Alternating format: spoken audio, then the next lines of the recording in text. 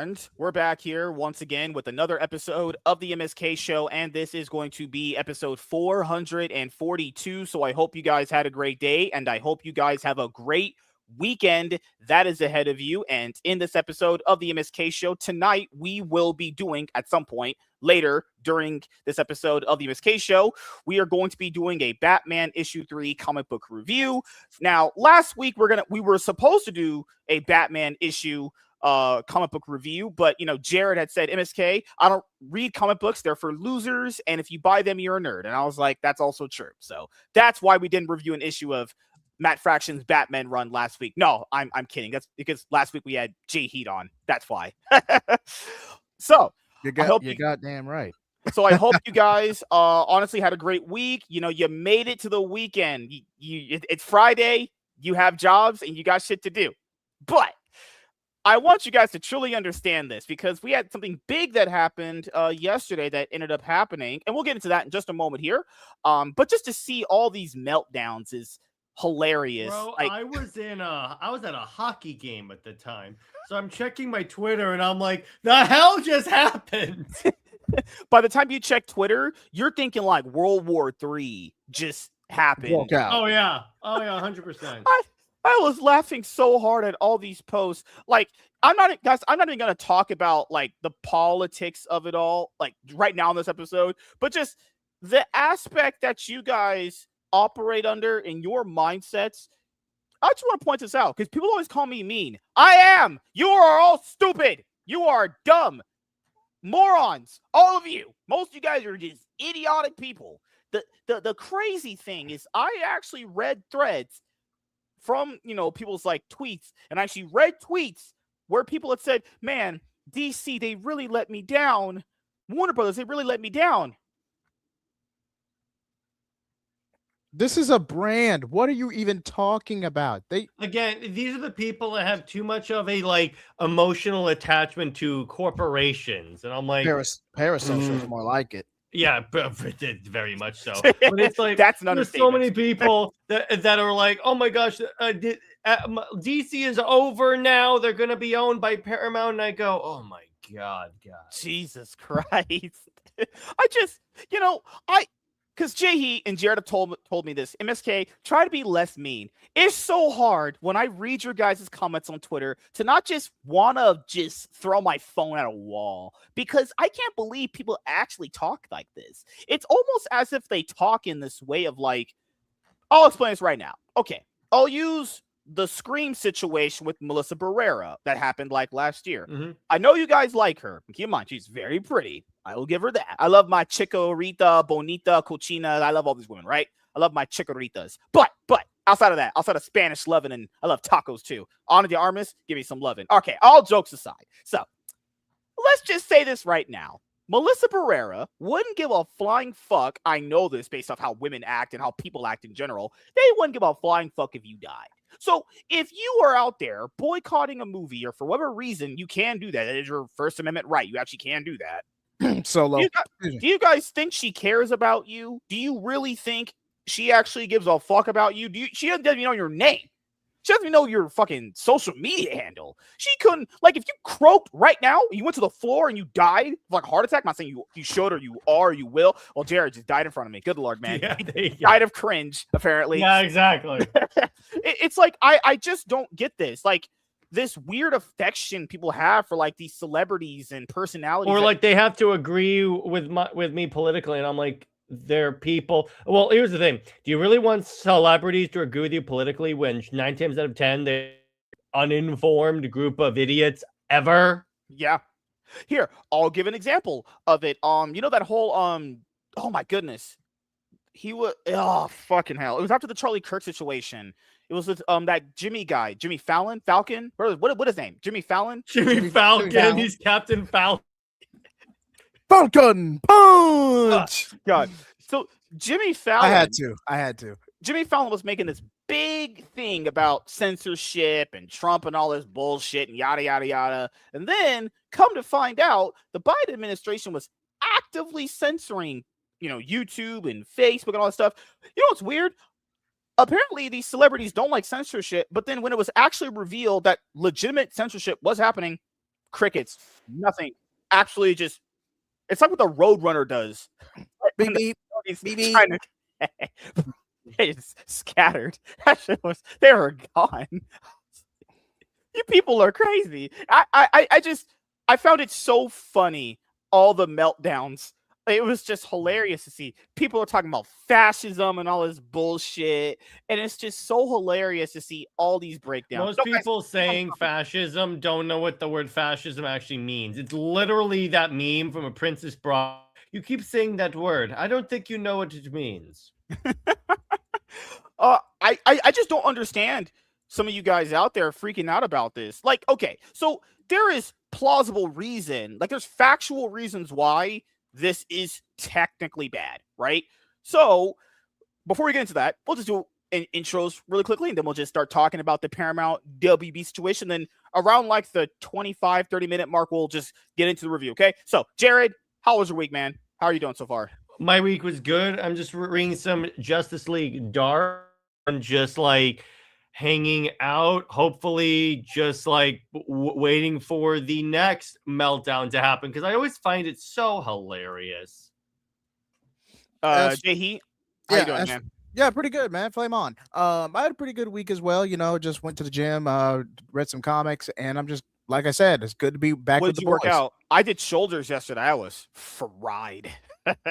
Hey, I did shoulders, chest lifts, cardio. Man, I do a full set, man. And just Oh, you do? Oh, okay. Yeah.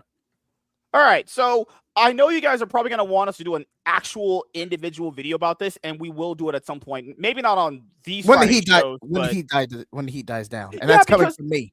yeah, because like right now there's so many other things to talk about too. It's like this happening is like fucking hell. It's like so I'll have us for the next like let's say 20-ish minutes cover this. So essentially, Paramount finally won out in their bid to get Warner Brothers because essentially what happened last week, because we actually did a video about this, me and I think the other old guy, Joe, we actually did a video about this because this ended up getting revealed.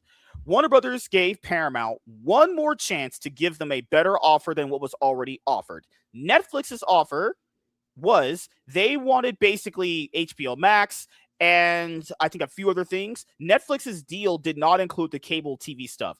And hey, I know you might not like Netflix. Keep in mind, I agree with Netflix on that. Nobody and their mom wants CNN. Just pointing out, I don't watch that for free. I just couldn't imagine in my brain someone paying for that garbage. So Netflix essentially didn't want their linear cable networks, and that makes sense. They're a streaming platform. It makes perfect sense why they wouldn't want cable package a part of a deal. So their deal was like $88 billion for the company. So Warner Brothers is like what $80 million in debt. So Not arguably 9 trillion. good Lord, if you talk maybe going off inflation, that'd be just insane, right? But Right. I think Netflix was going to buy them for like $88 billion, and that would have pretty much wiped out all their debt and everything. Complete buyback. Yeah, crazy. And then Paramount, essentially what made their offer sweeter was they wanted to buy everything. So Netflix wanted like a few parts. Paramount wanted everything. And Paramount's initial deal didn't look as attractive as Netflix's because Netflix even put it out on their website. It's still up on their website right now. Go look at it. They announced that we're going to be merging with Warner Brothers. They actually announced it on their website and social media pages. Now, we come to find out Warner Brothers entertained Paramount's new deal. They gave them 4 days. You have 4 days, make me a better offer. And they did.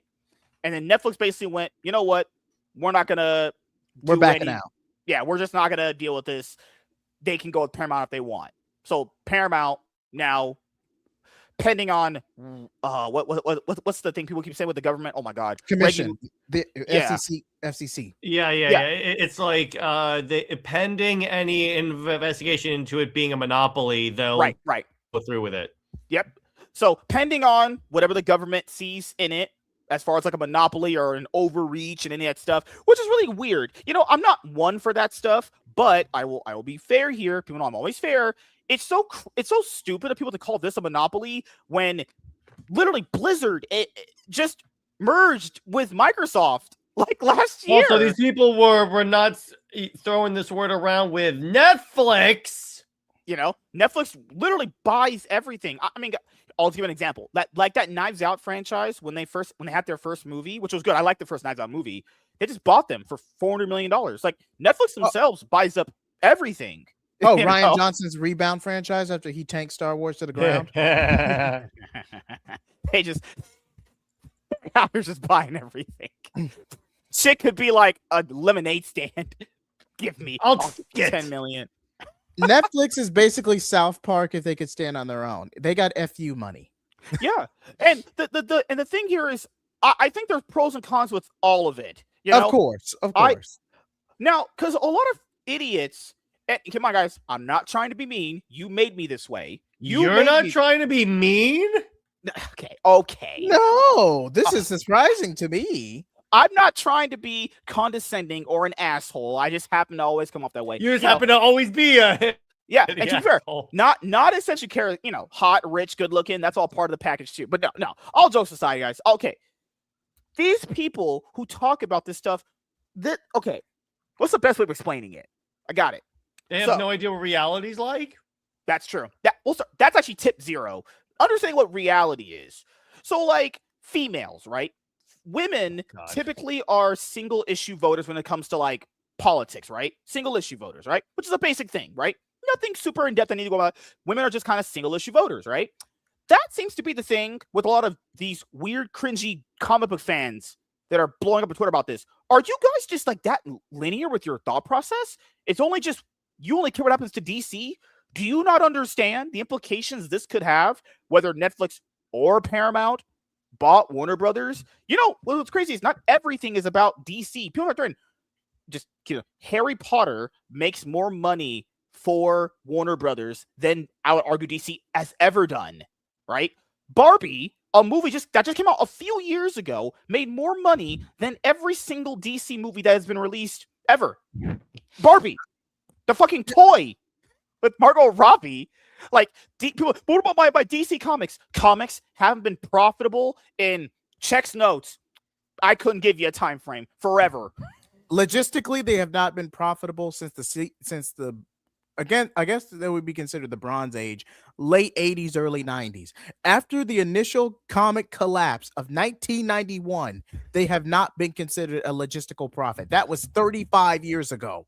At most, they're floating above water, and that's breaking even, which is not profit, which is what you're saying. So, they're breaking even, unless you repurpose it as like miscellaneous and merchandising stuff like that. Right. But comics on their own, without redistribution, without rebranding them logistically, they have not commissioned an actual profit since the collapse of 1991.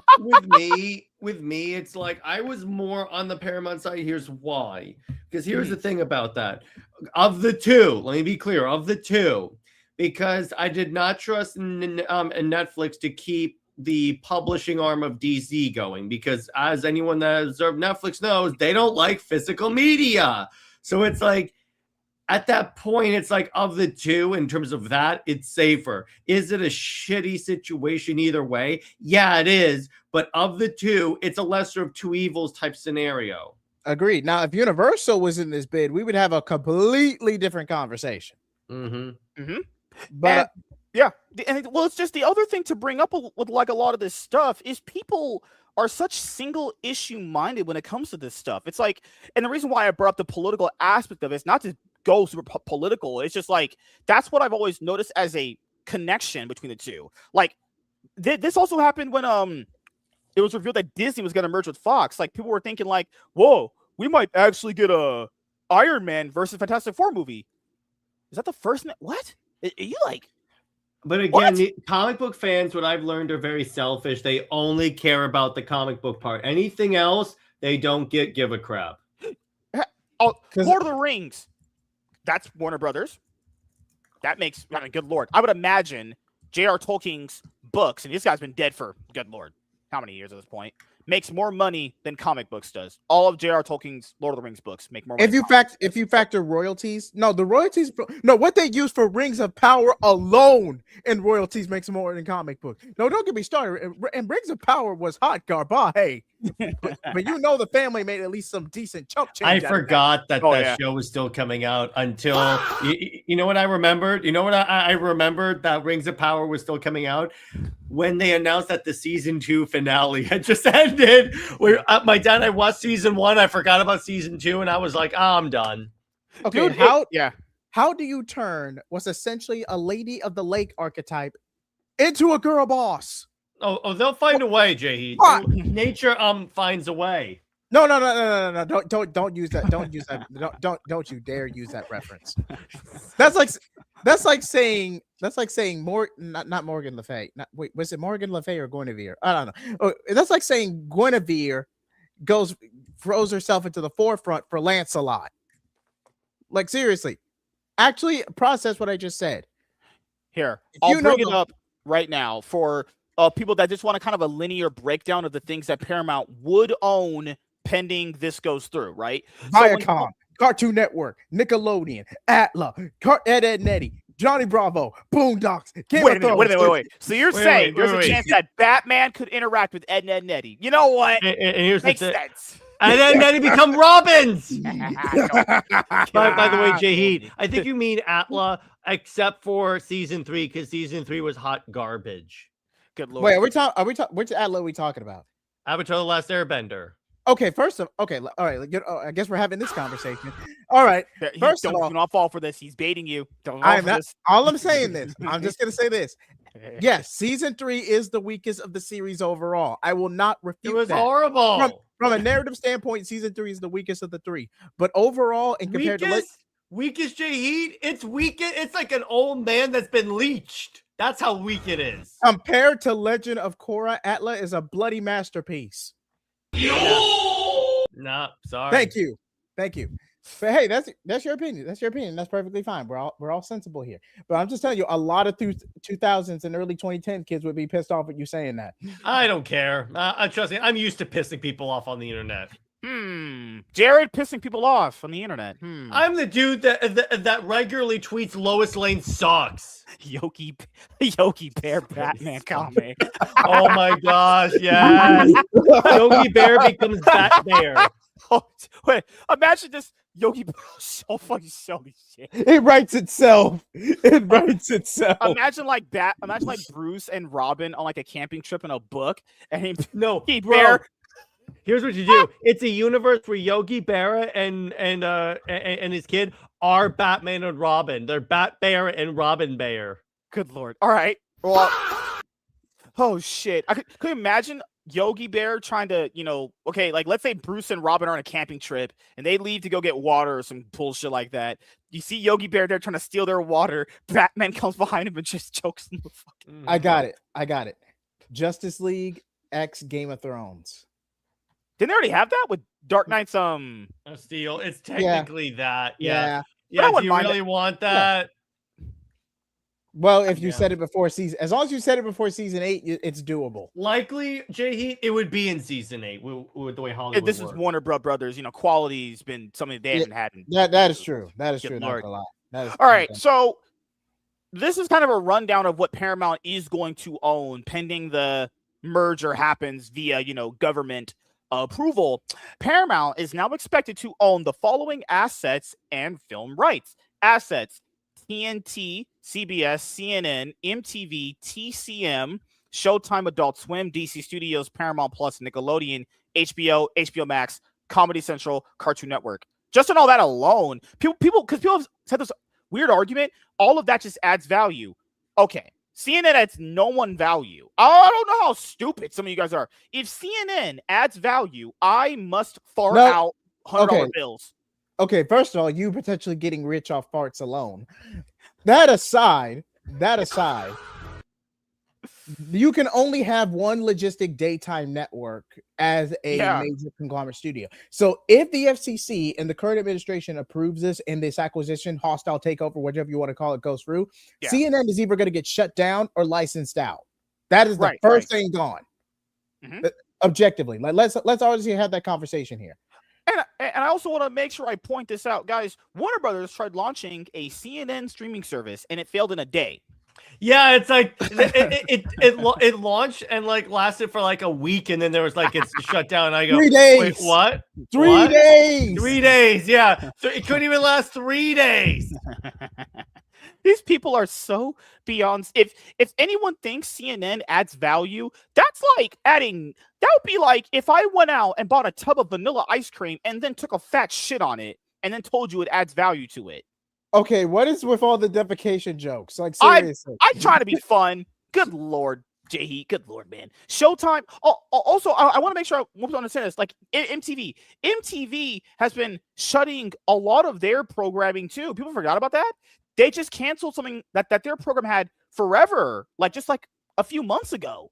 Showtime, because I don't know too much about that one specifically, but Showtime has fallen off the past couple of years. I will say that. Yeah, didn't they merge with TNT at some point? Because Showtime had a streaming service, and that merged with TNT at some point. CBS, well, that's Paramount anyway, so that's not really that bad. They actually already kind of own that anyway. DC Studios is the big one people want to point out. It's like, okay, guys, here, James Gunn has a contract that lasts until what, 2027? It pretty much means when End of Man of Tomorrow. 2027.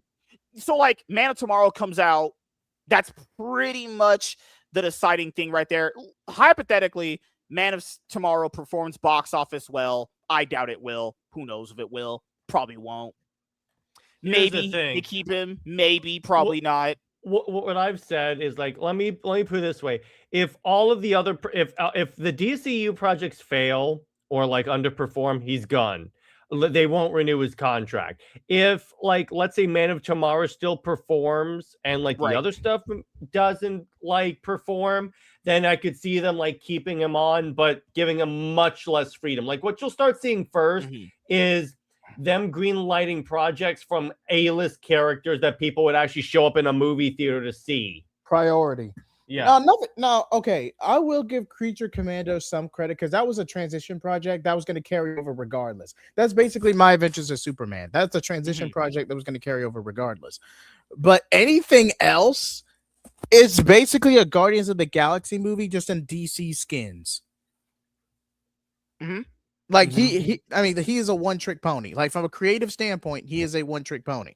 Yeah, and it's this thing that people need to understand. Like, you're gonna join for what they. Oh, I'm sorry, I didn't mean to cut you off. No, you're good. You're good, man. No, because James Gunn brought this up when he first got hired to be the Kevin Feige of DC, when that was the biggest job that everyone was trying to fill in Warner Brothers at that moment in time. He even said that when a new company hires someone, they want it to be like their vision. They like essentially, you hire a quarterback, you want that quarterback to, you envision what a quarterback is for your football team. He even made that reference. I remember like it was yesterday when he first got hired. So hope you'll understand, after 2027, if they extend this guy, that's kind of up to, like, it really just comes down to if this stuff performs very well. And I just don't know if that's going to be happening with Man of Tomorrow. I mean, the fact that people lie about his movie performing very well box office wise, it's like, yes, it wasn't a flop, but it sure wasn't profitable. Not counting merchandise. According to the Netflix, it underperformed.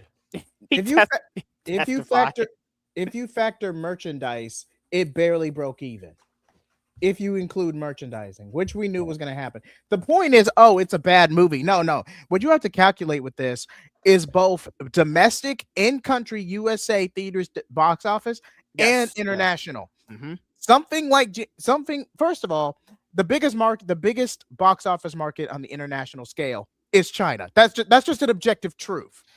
And China barely approves anything on the international market unless it's heavily censored just to get through regulation.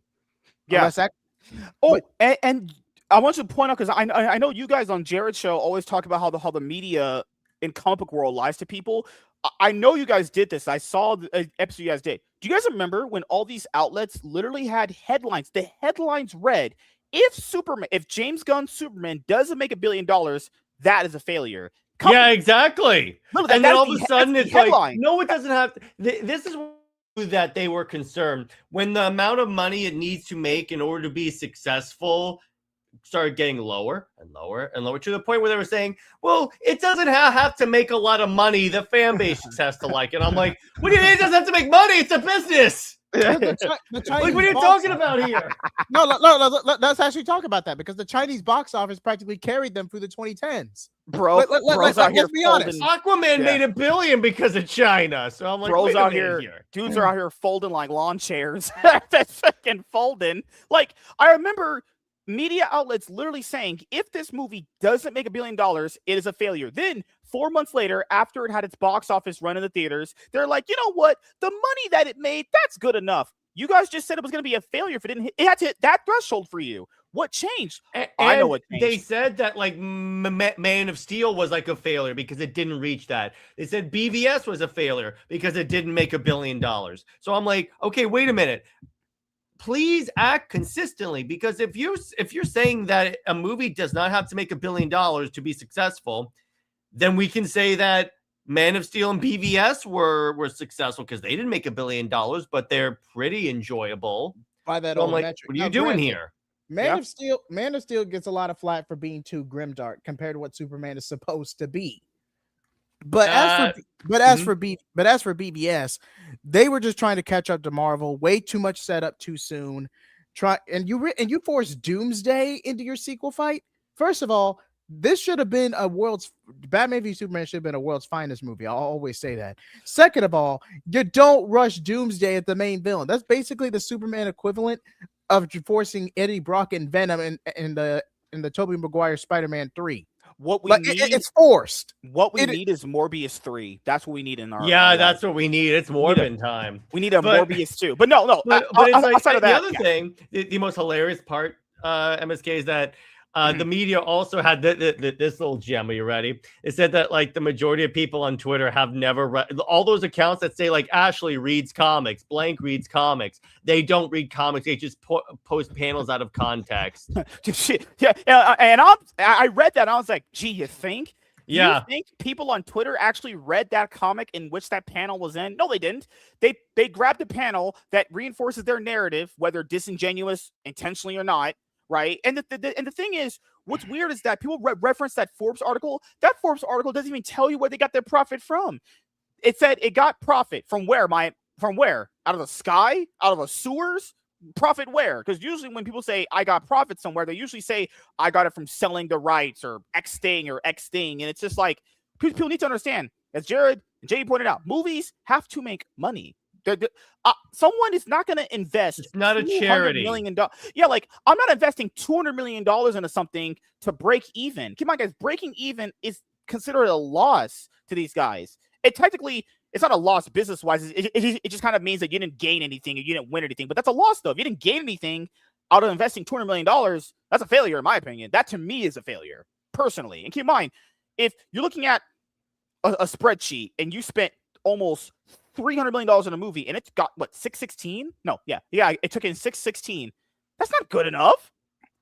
Our theaters here, guys, take 50% of those ticket sales. Keep in mind, it's renegotiated every year. They might take more now. They might actually take 60 now. Who knows? It could go up, it could go down. It just depends on the market. It just depends on the year, right? And keep in mind, since movies don't make a lot of money like they used to, you know that ain't 50% anymore. That shit's probably like 55% now. At least. There's no way that's 50 anymore. I can't believe that shit, you know? So, keep in mind, here, I'll give an example. You know, everyone was praising Minecraft for almost making $1 billion. The amount of money that Minecraft made is the amount of money that they wanted Superman to make. That's the amount of money. If it had made 913, people would have probably been like, all right, that's pretty good. That's really good right there. That shit made 616. That's By the way, less than Man of Steel. It did make less than Man of Steel, which came not out. Not by much. I think it was like a $10 million. How much is Man of Steel? 666? Oh, God. Yeah. Nope. 6. God damn it, Jared. 667, I think. The point is, it made more. So I'm like, wait a minute. So if we're going by money, yeah, I wonder which is the better Superman movie. But the point is, oh, good lord. The point is, it's like when people, the constant change, the constant like, okay, no, it's successful because of this. It has to make $1 billion. It's not gonna make $1 billion. Okay, it has to make 800 million. It's not gonna make 800 million. Well, it doesn't really have to make money in order to be a good movie. That's always the conversation. Like when it doesn't meet that initial goal that everyone said, it's like, well, but it didn't have to make $1 billion. You said it did. And then it's, remember, there's a Supergirl movie coming out. And to answer Mr. Milk Toast's, first off, welcome to the show. Shout out for responding to us so far. But if Supergirl does Black Adam numbers, that would be considered a win. You know what's crazy? I actually think it will. I think it'll do, because Black Adam did 393. I think just under 400 million. I think Supergirl is gonna do what Venom 3 did. Didn't Venom 3 do like 430? I think 420, it will be like 425, yeah. But I have to look it up. I think it was 425. Because the logic that Superman's success will translate into Supergirl's, that would make logical sense.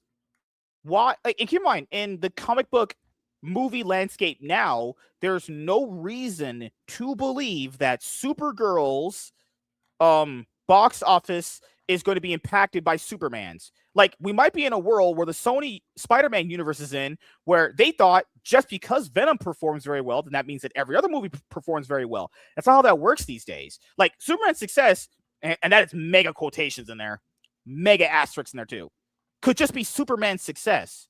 That has nothing to do with Supergirl. And I believe Supergirl is a known character. People know who Kara is to some extent. But yeah, can she carry? Like, I just don't. Like, I think max it's a $400 million movie. Keep in mind, guys, if that movie's budget is revealed to be $200 million and they spend $100 million in marketing and it makes $400 million box office wise, keep in mind, minimum, that would be bad. That's a flop. That is not just that's a mega flop. Because again, when you factor I'm sorry to cut you off, MSK. Oh, no, you're good. Go ahead. You're fine. When you factor marketing and distribution, you have to make bare minimum double just to make even. And that includes the marketing. Yeah.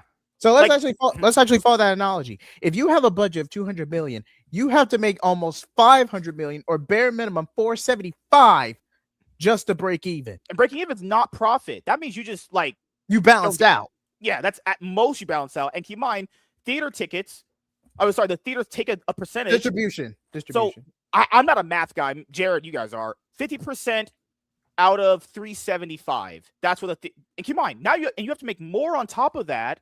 So you give the theaters, their money. You used to have some of yourself. Yeah. Remember when the movie's budget leaked and it was over $375 million and Gunn's like, that's not the budget. And keep in mind, even when they lie about these budgets, let's just say it was $300 million. It didn't do what that's not anything anyway. Even if it was $300 million, you still, in a lot of people's minds, failed. Like that's the thing. It's like the same thing happened with Brave New World. They're like, no, but the movie's budget is only 180. $100 million. That's a bloody lie. And even if it was, you still failed. Imagine lying about the budget and you still fail. And still failing at the lie. That's the funny part. That's how much you suck at lying. Imagine lying. You're straight up literally lying for free. Like actually lying for free. There's no gain in this. I know you're lying, but okay, I'll play your game. Your movie cost $300 million. 616, guys, is not good enough. Keep in mind, guys, there's this thing in life, not you guys, but there's this thing in life called not good enough. That's not good enough. I'm sorry. Whoever convinced you that's good enough is, well, I don't know who convinced you of that, but you're a moron if you believe that. Going to the film rights, Paramount will get Star Trek, Gremlins, Beetlejuice, DC Comics, Tom and Jerry, Harry Potter, Citizen Kane, Transformers, A Quiet Place, Looney Tunes, no, not Looney Tunes, Looney Tunes, The Conjuring, Mortal Kombat, Game of Horrors, Game of Thrones, Mexican the Explorer, Dora the Explorer. Sorry, guys, these are just landing by themselves. Mission Impossible, The Lord of the Rings, SpongeBob SquarePants, Avatar: The Last Gay Bender, because that show was always nothing. Sorry, I'm joking. Teenage Mutant Ninja Turtles, Dune 3, Minecraft, and Monsterverse. Now, keep in mind, the Monsterverse company with Legendary, they actually left Warner Brothers because of that. Because of that 2021 bullshit they pulled. So technically, Paramount gain is their Warner Bros. Loss, Yeah. I think it's your subscriber, Jay. He says, how much does the budget needs to be to okay, so essentially you don't even have to make $1 billion. You essentially just have to make profit. So essentially, if your movie costs 60 million and the marketing on that is 40 million, so $100 million, you bring in, so essentially you bring in $600 million, you're probably bringing profit. You know, nothing crazy like that. Like, so a horror movie, for example, they have their lower budgets, they have their lower marketing, budget. They'll do decent. They'll ink out bigger profit margins based off of their, smaller budget and smaller marketing budget. So, like, Superman is $200 million, right? Marketing's $100 million. So you do what? 300 times 2.5. Here, I'll just put it on screen now. I might have porn on this, so I need to take this down. I don't have porn on this. Jared, why would I do that? Because you're you? I don't have porn. I go to church and get on my knees for my pastor. All right, so here, I'll just give an example here. Here, so it's $200 million, right? Now, plus $100 million for Superman's budget. This is its budget and marketing, okay? So then you do times 2.5, which has always been the industry standard, okay?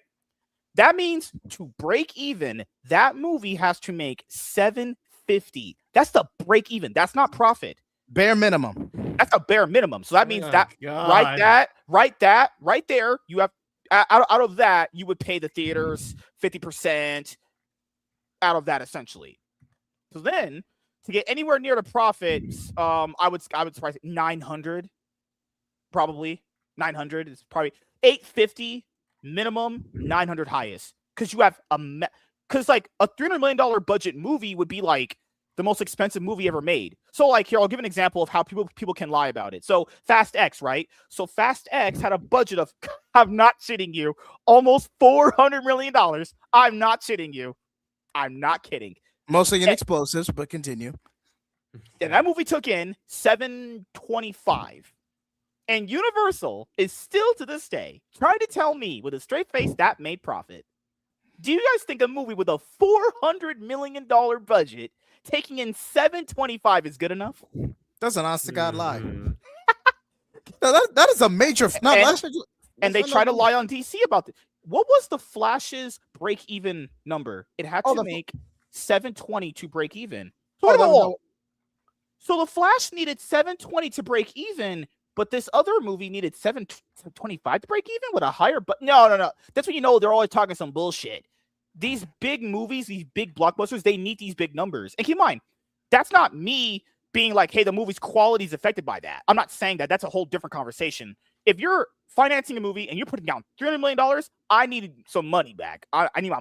It's like that Stewie meme in Family Guy. Where's my money at, man? Where's my money? Oh my God. I need my money. Use both my knees. And once again, remember MSK. It's like everyone apparently worships James Gunn in Hollywood, and I'm like, no, they don't. They're stop. Aren't they called gun gooners? That's the funniest thing ever. Calling someone a gun gooner. Well, it's like even there's this narrative in Hollywood that creators are just lining up to work with him. Everyone loves him at Warner Bros. And I go, horseshit. Everyone's just lining out the door, just being like, yep, got to give me some of that James Gunn cock. It's like, all right, I guess you people are crazy. Here, oh my God, this is Wikipedia, but it kind of reinforces the thing here.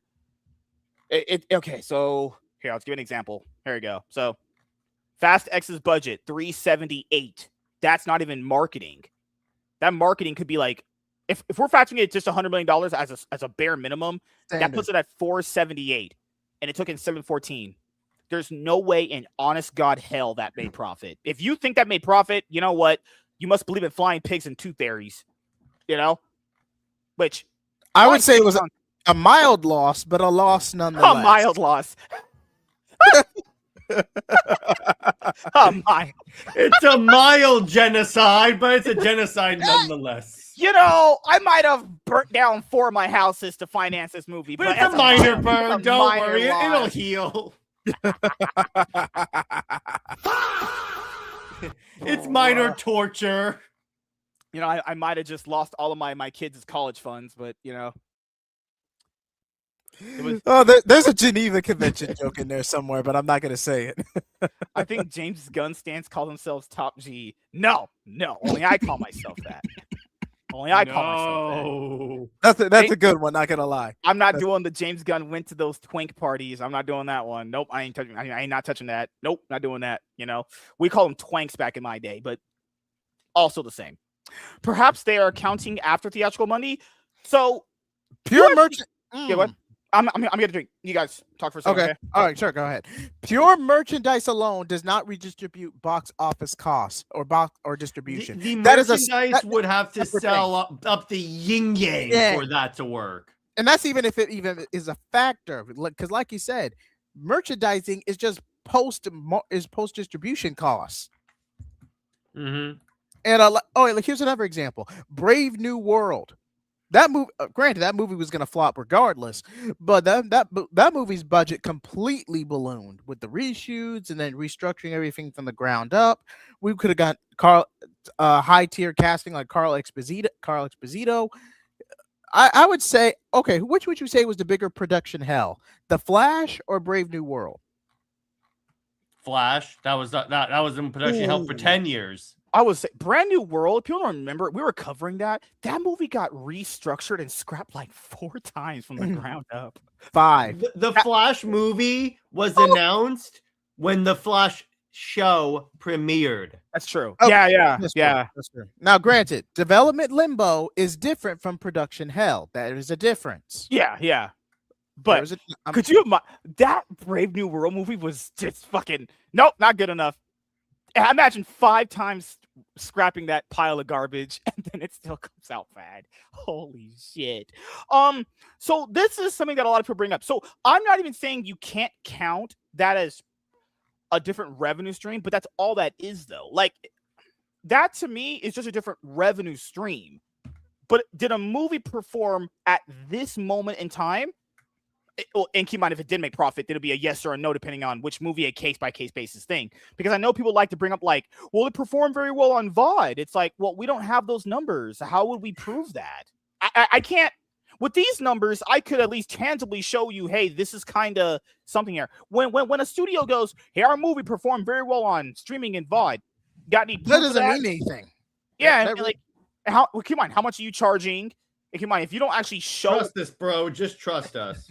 Like Netflix always says their newest movie is the best movie ever in the top 10 on their streaming service. Guys, I said every movie though. You're telling me that every movie is the best on your platform? You don't say. Biasism. But I don't know. It just depends on if you count that, then it can do that. But keep in mind, out of theatrical money could mean like VOD sales, oh my god, merchandise, like Jay Heat said, like toys and all that other stuff. But there's no way of proving that because they don't give us numbers for that. Mm-hmm. So I can't tangibly say, hey, it did good in that revenue stream without numbers in front of me. Because when I'm just talking out of my ass, be that Dr. Manhattan mean, I just made it up in my mind. Mm-hmm. Source, I don't know. It exists in one reality, much like this one. The closest example I can give you, Walter, is the Star Wars prequel trilogy, because those scripts had to get rewritten a couple of times, and they still did decent at the box office. Like I know standard rewrites are just a part of movie production. Yes, it's a natural process. It's part of the process. But dude, it's the same thing. Like when do you know like movies are mega delayed? And when whenever they come out, they're usually always pretty bad. I don't know of any movie that's been like super mega delayed that's always come out that's good, honestly. You know? I mean, with everything DC with Walter Hamada and the whole corporate civil war they went through in 2022, the Flash was going to be used as a means to reboot. That's really all you need the Flash to do. But instead of telling Flashpoint verbatim, now that doesn't mean you had to include the Atlantean Amazon war, blood feud, that whole thing, which caused essentially that apocalypse. But if you're adapting Flashpoint, why are you only taking? Okay, let me just drop the pretense. Why wasn't Reverse Flash the main villain? You had one bloody job. Or why do you completely change the Wonder Woman story and and bastardize it? Now, some of the I will do counter, because again, one, if Wonder Woman is supposed to be a feminist icon and her Flashpoint doppelganger sets off World War III over a political love affair gone bad. That's not what the actual story is, but okay. But that's what the common perception is. You get what I'm saying? Yeah, because of that bullshit movie. Hey, be nice. Flashpoint Paradox as a movie was pretty good for what it was. Except for that part. Good Lord. Oh, it's only just that part. So Jared's like, it's a 9 out of 10, but the Wonder Woman stuff. It's a 7 out of 10. Good Lord. I do need to rewatch a lot of those movies, though. I watched them a few times. I will say those Batman ones were, when I tried rewatching those were not good. Also, the first one with Damian is passable. That one where he was fighting him in the Court of Owls, that is the horse shit.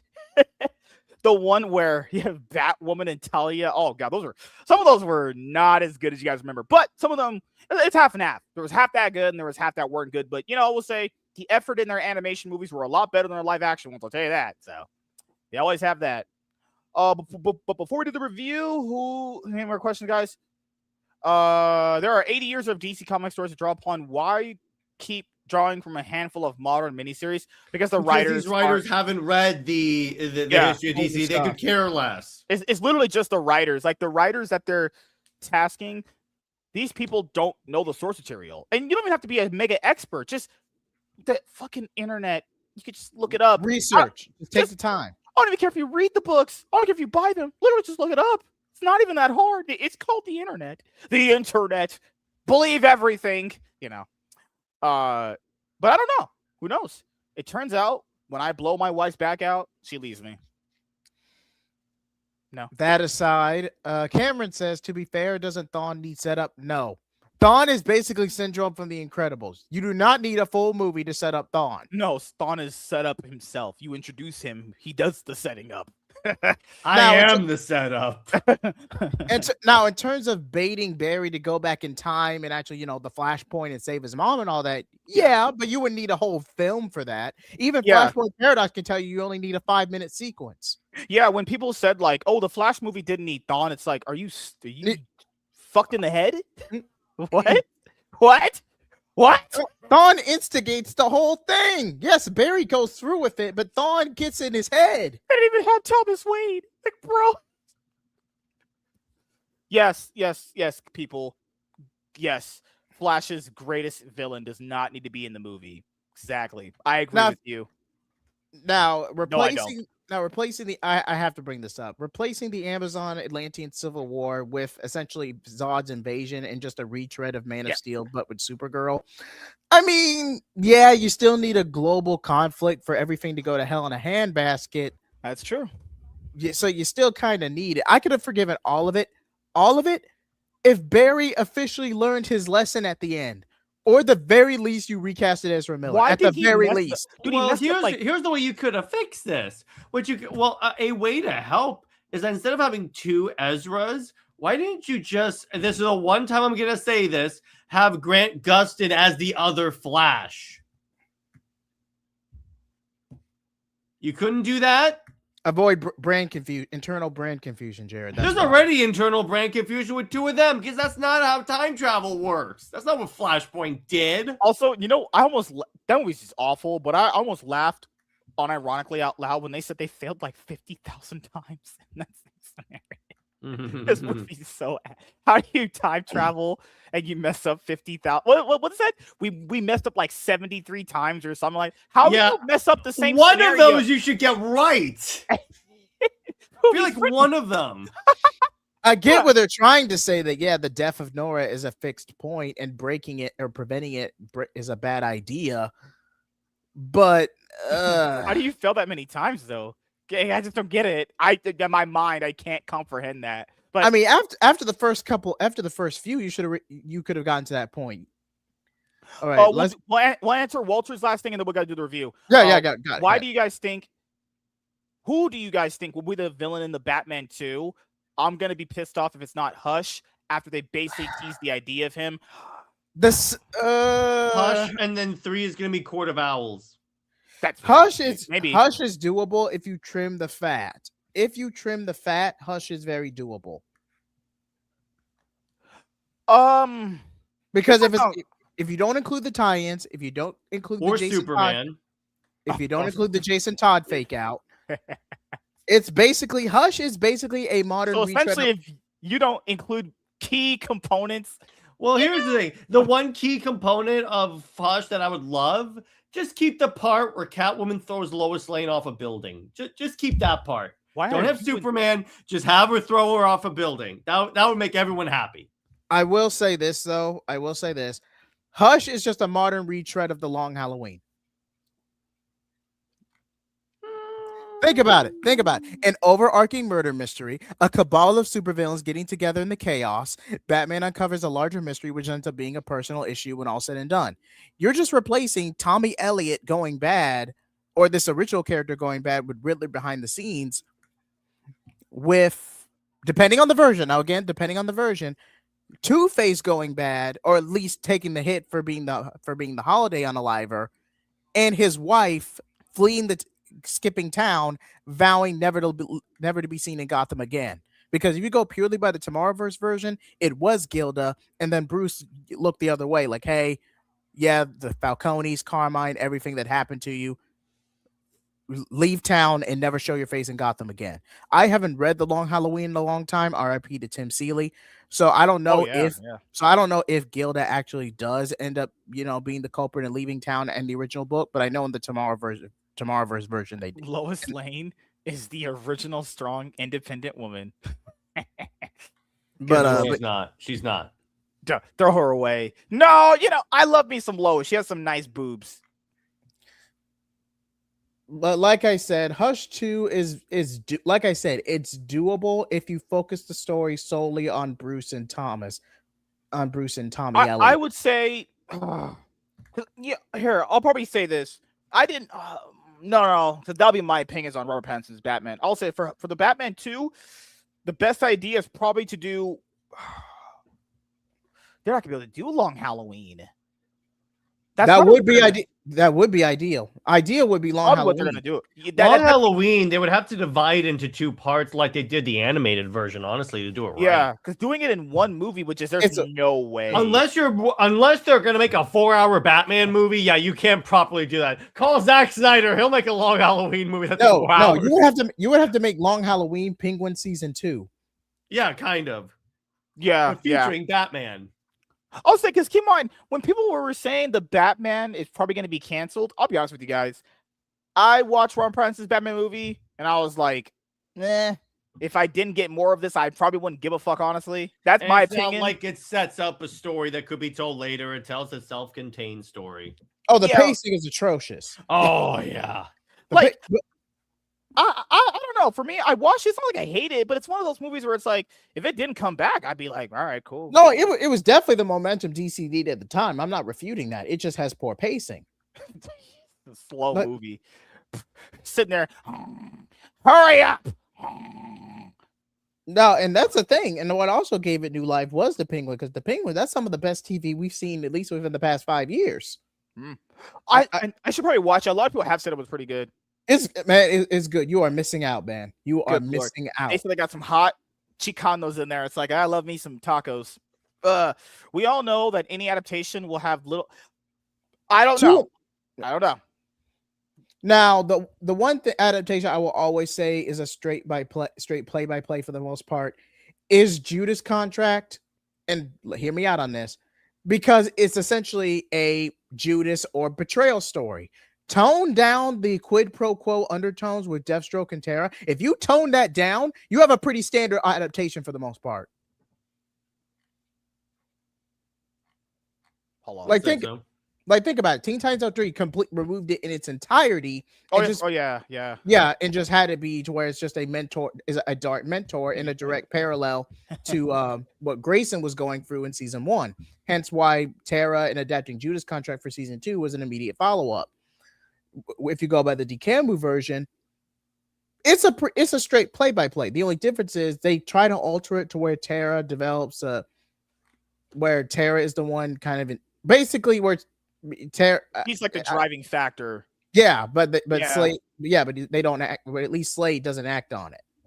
God, people. Hey, and before we go to the review, I know Jared wanted to quickly touch on this. The fact that there was a thread on Twitter last week still blows my mind. And it went like this as a caption: should comic book fans read comic books? And people saying yes, or MSK. Here's more information. People saying yes. Are you ready? We're being accused of being gatekeepers. I'm like, yeah. What the hell? That's like someone saying, should my doctor have had gone to college to Medical become a school. doctor? Yeah. Yeah. Should I go to an amateur doctor? Am I amateur brain surgeon? Should my doctor had went to medical school to actually be a doctor? Does my doctor have to sterilize his instruments? Yes, you gatekeeper. Someone can't have access to all that. I can't do it with people. They're so stupid. And I'm supposed to be nice to these people. I'm supposed to dumb my intelligence. Oh, trust me, dude. down. There are plenty of times where I just want to go onto Twitter and say, F all you. See you later. Should my doctor have gone to medical school before he performed surgery on me? No shit, Sherlock. Do you know how many people go abroad for cheap cosmetic surgery? You'd be surprised. Oh God. Never change, people. Please don't. I would never have this entertainment in my life if you did. Never change, honestly. Should fans of said product entertain material in said product? What do you think? Really ask yourself, what do you think? Now, does that make you a better person because you read comic books and someone else doesn't? No, but you know what you're talking about. That's the key. You would be more knowledgeable, and isn't that what you all that want? you need? Isn't that the basis of life, is being more knowledgeable on something so you have better conversations? Like, so if you didn't have what we just said right there in that moment, in that minute, what would you be doing? Just talking out of your ass, which is what my wife does before she goes and bangs her boyfriend? I don't know. What are you, Paul or something? Yeah. Thank you. That was literally so well done, Jay. Literally, on League of Comics Geeks, when they announced the Zeb Wells omnibus. Oh my God. Ain't nobody buying that garbage. Well, it's nice to know in case there's another pandemic, everyone has emergency toilet paper. Now, hold on. Before we crap on Zeb Wells, we'd be here all night. As far as Marvel being petty and spiteful with their editorial staff, Zeb Wells made the best out of a bad situation. Let's at least give the man his kudos, his flowers for that. I'm not saying it's a pity series.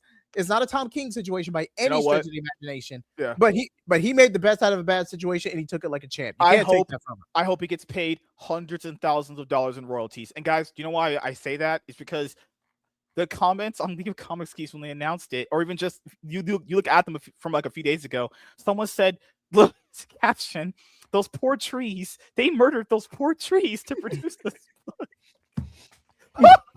Someone called Greta Thunberg. How dare you? They're more sad at the trees dying to make the book than the book existing. You just laugh at this stuff. Holy shit. Oh my God. Trees. Those poor trees. Why would you collect that shit show into an omnibus? People have been asking for way other Spider-Man omnibuses and collected editions. That was in their minds. No one wants that. That's not what they meant. Okay, on my comic book channel, I only read the first 5 issues of that series in the trade. That's the only thing I read of it. It gets worse, MSK. That's the problem. I think I read the best of it because I think it got worse after that, because there's a moment in this book where Paul learns that Peter is down on his luck, because he always is for some fucking reason. He knows Peter is texting his girl, and then he sees there's this like bill collector there, and Paul goes, I know this guy is trying to bang my girlfriend. I'm going to pay his bills. Mm-hmm. I mean, okay, Labs Comics fan, it took MSK 11 weeks to read that trade. How slow of a reader are you? Labs is just roasting you right now. Actually, not. My power went out in my area, so I didn't have internet. So I just grabbed it off my shelf and just read it. And it took you 11 months to read. No, it took me one night, and I was like, you know what? I don't think it gets much better than this. I don't really think it does. It doesn't. If anything, it just gets. Imagine it getting worse. That's fucking ridiculous. I know. I will right. say this though before we move on to Matt Fraction. This is the Yeah. last thing I'm gonna say. Yeah. When they now say what you will about MJ, making her own title, jackpot, her becoming the new vessel of Venom, which opens a whole new can of worms. Don't get me started on that. But the day that the MJ officially broke up with Paul, even though it was on a Venom title, the fans were crying from the heavens. It was proof that there was a God. No, because I think you told me about this, Jared. Like I would, like I said, I fell off Marvel years ago. But when you told me that MJ and Paul broke up, you were like, there is a God. Well, here's the funny part about it, MSK. When they broke up, this is how Marvel framed it. There was a window, and then the sunlight is shining through the window, just like Christ is saying, Christ had broken up. I like how you said no, I don't usually talk about panels that have context in comic books, but I did see the one where she broke up with Paul and she was what did she say? It's not you, it's me. Fuck. You know, whenever a girl says that, it means it's right? you. It means it's you. I was gonna say that because, like, when dudes are so cucked these days, they're like, no, we mutually broke up. No, that's not how that works. There's no such thing as a mutual breakup. There's no such thing as a mutual breakup. No such thing. That's you trying to protect your ego, bro. That's what that is. Yeah. Mutually just wanted to stop getting dicked down by this guy. She made that decision. You would rather keep it going, Without electricity, the light bulb that powers MSK's brain doesn't work, so he had no idea how to read. It's not even. I posted the review on the fucking comic book channel. It was there. Okay, I'm gonna go to the bathroom really quickly, and I'm gonna do the review. Okay. All right. While we're waiting on that, yeah. Wonder Woman. Again, have you read the most recent issue of Wonder Woman yet, Jared? I've read. It's me, Jay Heat. You really have to ask that? Hey, I thought you fell off this book. I thought you would came to your senses. No, I first off, here's the problem with being the Wonder Woman guy on YouTube. You have to read the crap one. I just don't buy it. But I bought the Stephanie Williams issues because it's a writer other than Tom King. It's not perfect, but it's better than Tom King. So it's like, what am I gonna do here? I mean, Tom King did say he was trying to push for 100 issues of Wonder Woman. No, that ain't happening. Oh, I think he's going to leave at 40. And then I could say, oh, what happened? I thought you were getting 100 issues. Not. So you would have a 40 issue drop and then a 60 long issue maxi series over the course of like 10 volumes, pity series? No, I don't think he's getting a pity series because to DCU because he can't write all this stuff together because Gunn's adapting all this stuff. So actually, Gunn giving King more work is helping me because he doesn't have time to write Wonder Woman. That will never not be ironic. Wonder Woman is one of the golden character as she can't have her title canned. Well, they're legally required to publish her. To stay on terms with the Marston. They don't fully own Wonder Woman. In order for them to retain the rights from the Marston family, they have to publish a certain amount. That's also why we don't get that many Wonder Woman adaptations, because what happens is the Marston family has to approve everything, not comics. Yeah. Wow. That and she has to be. Wait a minute. Did they actually approve 184? Well, it's like, no, here's the thing about that.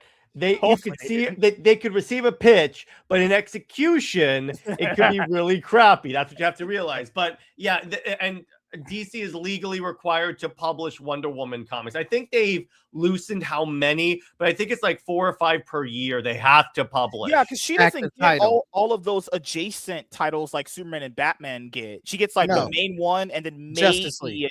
Yeah, and maybe Sensation Comics sometimes if they want to expand her world, but they barely ever do. All right, boys, ladies and gentlemen, comic books are for nerds, and if you read them, you probably don't get laid. But that would be just me personally. All right, fucking hell. Turning into quality content will always be something, and make sure you guys can buy comic books. That means you can buy a bar of soap. Just make sure I put that out here. Soap's $1 at the dollar store. You know, so make sure you guys know that. Okay. So you Assuming dollar stores still exist, but that's a separate conversation. Dollar General, you know, it comes close. You know, pickers and choosers. You got you comic book fans go to cons. You smell. Take a shower. Okay. We know you don't have sex with girls, so that's not gonna happen. Make sure you take a shower, please. You stink. Good Lord, motherfuckers out here smelling like hot ass.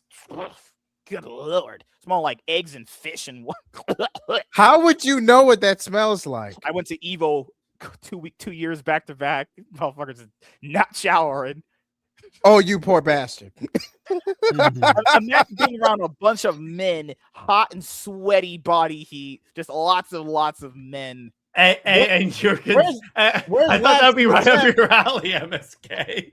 Where's Labs in the chat when you need them? Nope. Oh, come on, Labs. Come on, Labs. No. I meant this in the most non-homosexual way of all time. Labs, clip it, Labs, clip it. This needs to be MSK's intro on my channel. This is lies. This is propaganda spread by Jared and Jaheen. Imagine we get MSK on the channel, and then all of a sudden the intro is hot, sweaty men. Asking MSK what sweaty man ass smells like is like asking an Italian how to make pasta. No. All I said was I was around a lot of men.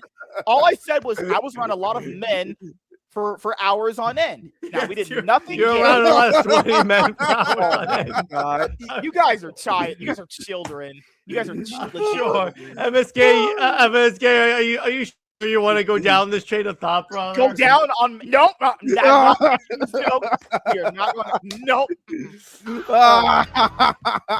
I'm not you doing went that. there, not me. I know it was implied, but I'm not doing that tonight. You know. Hey, think of it like this. At least you're not Bonnie. You know, if she said bang me while wearing a ski mask, you know, it's like, I don't know. What I have 9 inches. Do you think I fit inside of her? Probably. But who knows? She's probably been expanded upon harder than a McDonald's drive-thru. And that's why MSK hangs out with sweaty men. Oh my god. Oh my god. That's why. Like, would the average man have sex with Bonnie Blue? Labs. I love Labs. Saying all I said doesn't make it any less. No, it does. I called no homo. I wasn't that doesn't play it back. Work. Clip the playback. Okay. Because I'm around like 20 dudes. You have to I'm just like stroking their dicks. You're 20 sweaty men. No, that's me. We're like touching each other. Yeah, I'm just next 20 men just jerking them off. Clip this. Clip this. No. MSK wants all the sweaty Batmen. We know you do. I mog women. I'm buff and good looking. Women throw themselves at me. This would hurt my reputation with the ladies. What's that? You like buff and heavy sweaty men? Of course you do. Good Lord. All right. Jared's killing me. That was great. Yes, I was around men at Evo and I jerked them all off. Oh, he was around men who was drinking. Oh boy, no. This keeps getting worse and worse and worse Island. for you. Jared, this is not Epstein's Island, okay? We're not that part. The only thing you have that's 9 inches is the dildos we saw. Oh my god. Okay. Okay. First of all, I didn't willingly buy those. God damn it, this is great. I never willingly bought dildos. My ex gave them to me. I never used them. Second of all, someone tried to steal my debit card information off eBay and bought. I love how he went from let's talk about a Batman comic to MSK's obsession with hot, sweaty men. I never even did. Yeah, you. Oh my god! Wait, Walter said Jared and Jay. I'm assuming you ignore that. I have. I'll pay you guys enough to read. You don't pay us at all. That's true. I'm black. Yeah, wait, we're supposed to get paid? What are you talking about? Why are you expecting money from a black man? That's the first mistake right there. No, like this way. First, pay those sweaty black men, dude. Just pay the hot dudes. Okay? No, then I'd be Bonnie Blue. I'm not doing that. Fuck that. Hey, if it makes you feel any better, I think Tyler Perry will give you a discount. Dude. Oh god, JD, that was high five, brother. That was good. Oh yeah. You know what's God. crazy? On that, what was that podcast that Shannon Sharp had? Fucking hell, Cat Williams on, and he was shitting on Tyler Perry, and Cat Williams said he plays a better woman than a man in real life. Oh shit, fuck. Bro, just throwing. All right, okay, all right, but no, the dildo story. Before we get to the book, we're gonna review the book. I swear. Someone tried stealing my debit card information off eBay, and they bought 2 black dildos on eBay. Sure they did. And they bought a PS5. No, and they bought a PS5 controller. Why? I don't know. I got the money back. It wasn't me. I obviously have a PS5 right there. I didn't buy a controller. MSK. There's nothing wrong with experimentation. You know.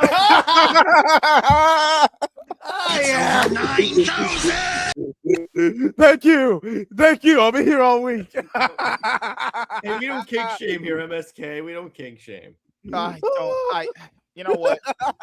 Jay Heat, isn't this a great night? Isn't this a great night, brother? Oh, man. It's a rite of passage, MSK. It's a rite of passage. We're all just. I don't know about you guys anymore. You guys are black. What am I even saying? My mind just lost it. I don't know what I'm saying anymore. Coherent sentences. What the fuck is that? Wait, last said MSK. How would you know they're black? You see the receipts. There's the receipt. It says black dildo, 9 inches. I didn't buy these things. Why do you guys think I bought 2 black? What? First of all, why would I buy 2 black dildos specifically? Why would I need 2 of them? Like I said, experimentation. Like, good lord, I'm not multitasking. Oh, good lord, you guys must be on my side. Good lord. Hey, at least Tyler Perry gave you that discount. No. that Hawk Tool girl apparently is on Fansly. It's like, yeah, makes sense. She really spitting on that thing. Shit.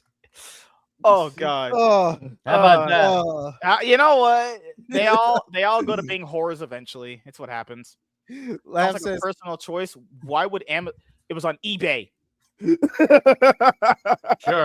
You guys aren't even listening to me anymore. I said eBay. Where did you guys get Amazon from? Search history. MSK tried to return the dildos.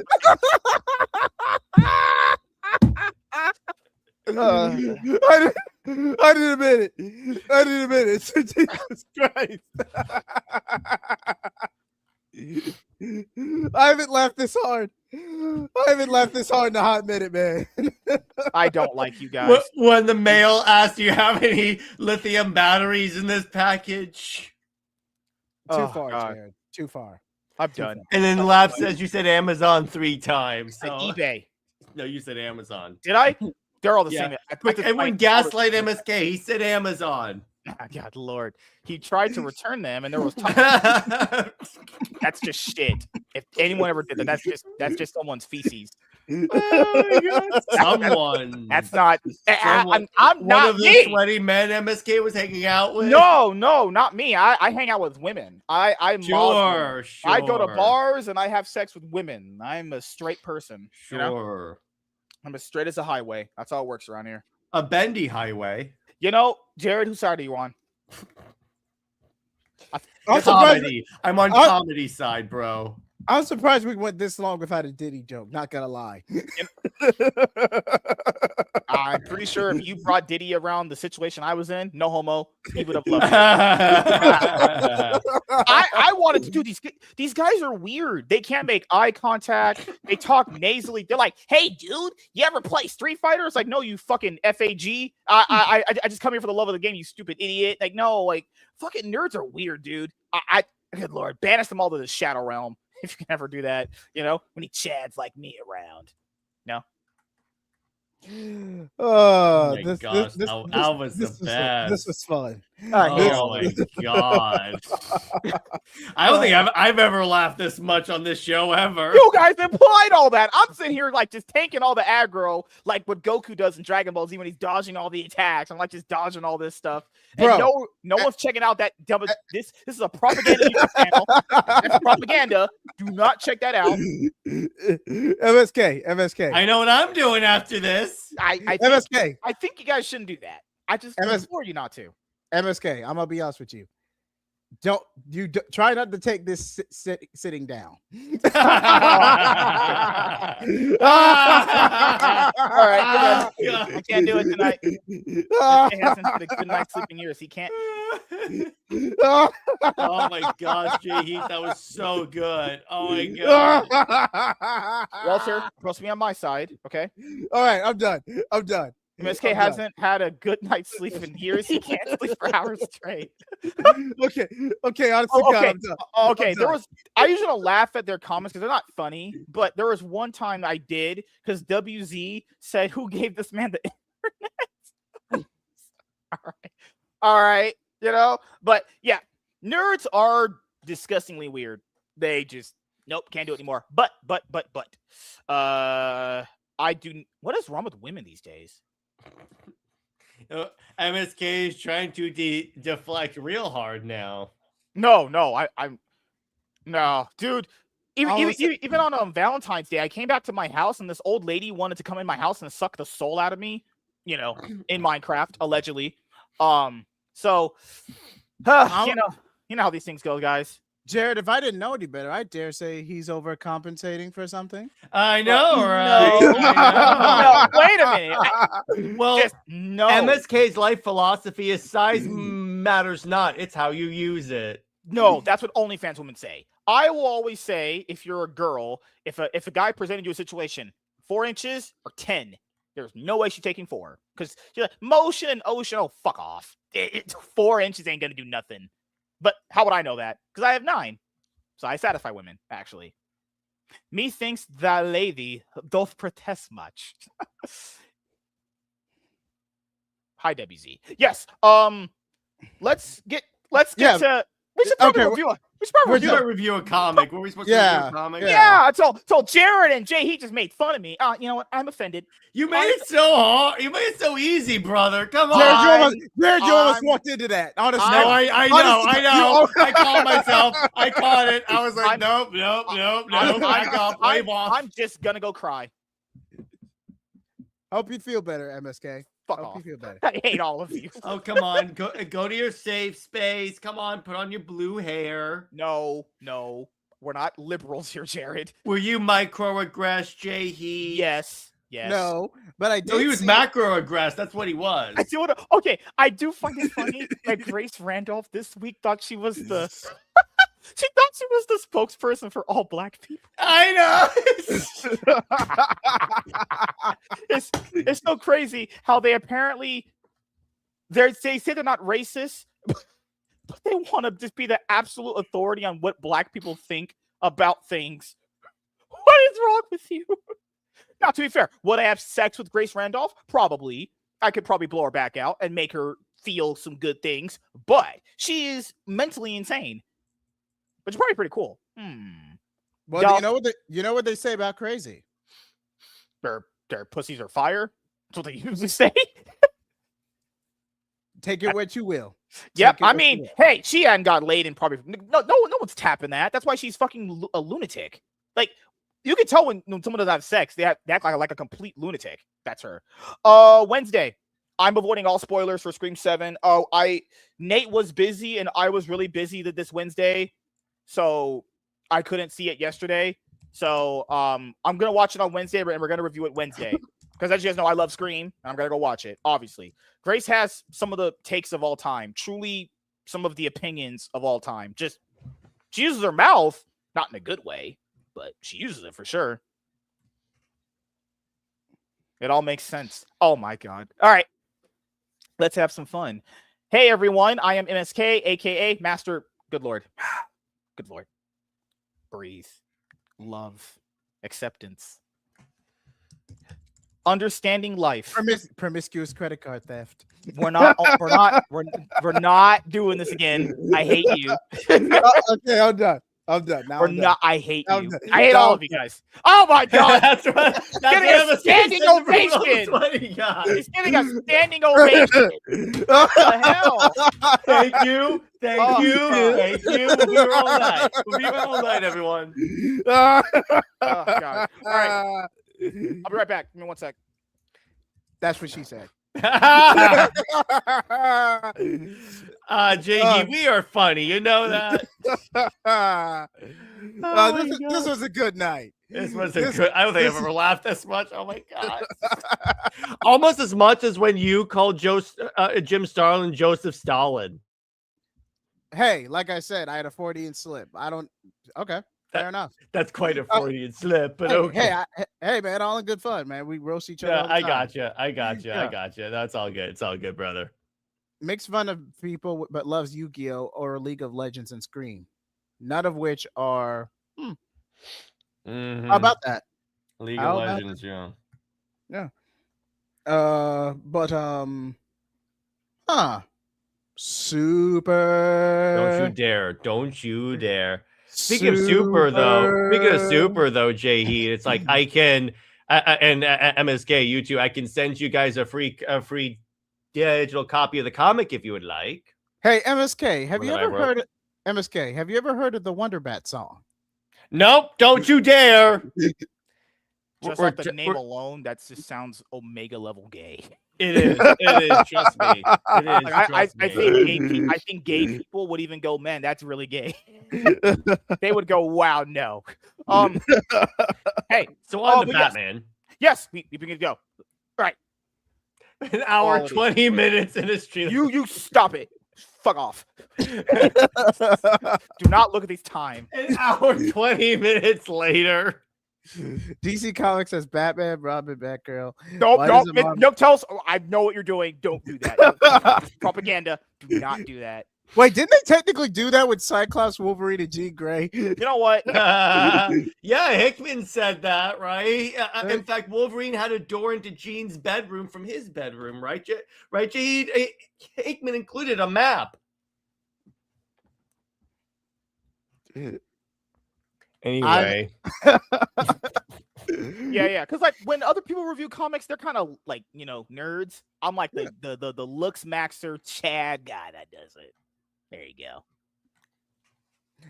It's like onions. There are many layers. I will give him that one. That's pretty good. God damn it, Jay Heat. That's great. Fucking I hell. love it. You know what? I can't even laugh at that. That's just like that's one of those mic drop moments. I have a lot of layers, and I was like, Oh, so I'm sure you do. I'm Whoa, sure you whoa, were under a lot of layers. no. You walked right into that one, buddy. Jared for the assist. I got Jared for the 99. Come on, bro. I got I got 99. Stop giving problems. us ammunition. We have Dude. to review Batman. Yes, I have 99 problems, and being a comic book fan ain't You one. need self-control, MSK.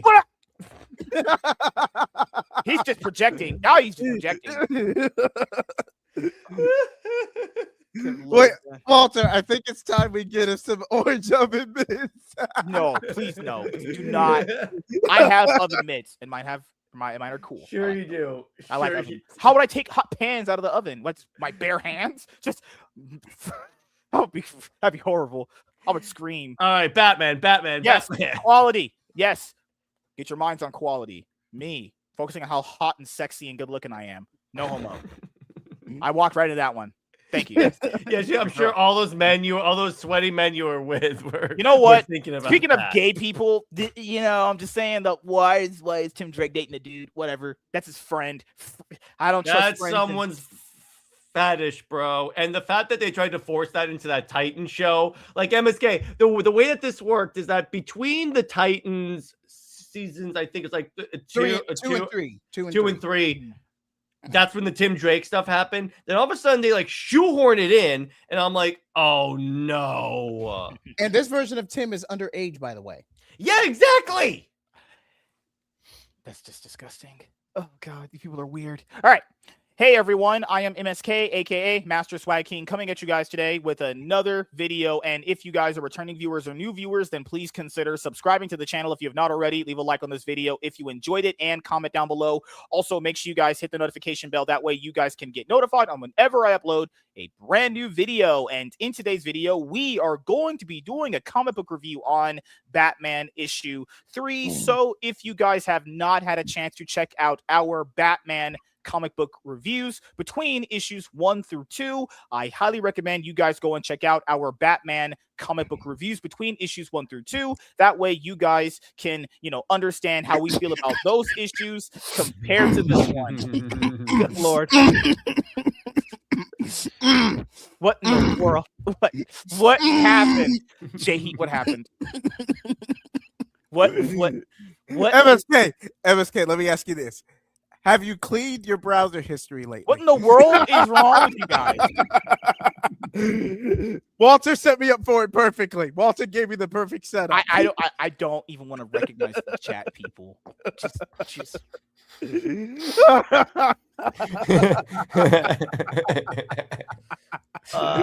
Okay, no. Oh my God. No, I'm done. This I'm is done. so Honest much to God. fun.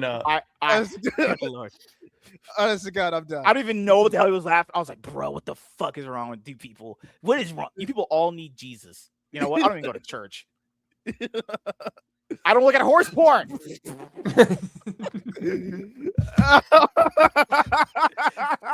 that. Clip I that. don't even look at horse porn. What is Clip it. Oh, Clip God. it. Oh man, we're so gonna get demonetized. Too late for that. That was an accident. I accidentally typed it in. He admitted it. Okay. He admitted it. Okay. I did it for like You shock value. accidentally typed it. You I- accidentally typed out each letter. For Wait a minute. shock If it was Oh, an God. accident, MSK, you would have caught yourself about after you typed the word horse. Okay. Yes, but I did it for shock value. I didn't do it for any like substance. You don't get to all of a sudden say I did it for shock value. That's all. What? Oh, good Lord. I write my own narratives. All right, come on, Batman. Oh my God, man! I write my own. I decide my future. I Sure you rewrite do. history. Yes, MSK. Your you have a future just real- happened to be with a bunch of sweaty men. We all know it. No. Well, think of it this way, MSK. At least you have a dial of destiny. Thank you. Thank Oh you my so much. I'm not going to be here all night. I'm going to be dead. That's what's going to happen. Why are these Anyway. porn bots always? Anyway, following Batman me? 3 is horrible. Okay. Yeah. Okay. Right, we gotta go. We don't have too much time. It's gonna be okay. Oh God, it's almost midnight. Yes. Okay. We'll do the review. We'll do outros. We gotta go because I gotta do something else. Let's just bang my wife. Probably last like 5 seconds. So I'm not gonna make that joke. It's a good one though, but I ain't gonna say it. focus. It's an older code, but it checks J-Heat. out. J-Heat, focus. It's like he takes out a spray bottle and starts spraying him to keep him focused. Hold on. What's that one catchphrase Carl from Aqua Teen Hunger Force used to say? I don't It- fucking remember. It doesn't matter. None of this matters.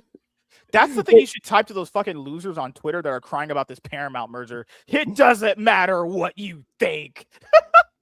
Wait, Jared, have you ever watched Aqua Teen Hunger Force? I've answered this question already. No. Okay, if we ever do a TV show equivalent of movie night or like a watch stream, Aqua Teen Hunger actually Force not is a the bad first one idea. we're watching. It's actually not a bad idea. First, Aqua Teen Hunger Force, then Boondocks. And the only reason is because I want to prove a point.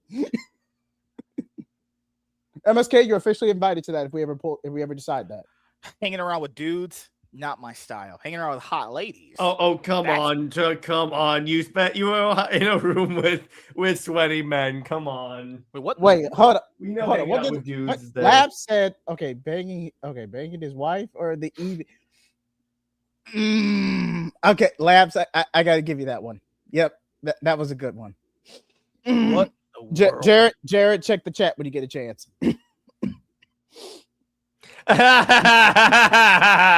Ah! No, Love no. you, Laps.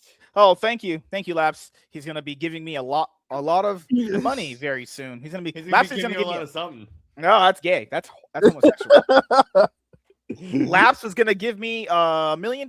He said tomorrow. So thank you. But Thank you. anyway, isn't it horrible how they keep trying to? How in this issue, Matt Fraction has Okay, yeah, let's go. Let's go. Okay. Has Tim Drake's boyfriend lecture Bruce Wayne. Yeah, we're gonna get to it. Intro. Let's go. All right. Calm, process, success. No, just good Lord. I hate you both. Good Lord. So, hey everyone, I am MSK, aka Master Swag King, coming at you guys today with another video. And if you guys are returning viewers or new viewers, then please consider subscribing to the channel if you have not already. Leave a like on this video if you enjoyed it and comment down below. Also, make sure you guys hit the notification bell. That way you guys can get notified on whenever I upload a brand new video. And in today's video, we are going to be doing a comic book review on Batman issue 3. Oh my God, fuck!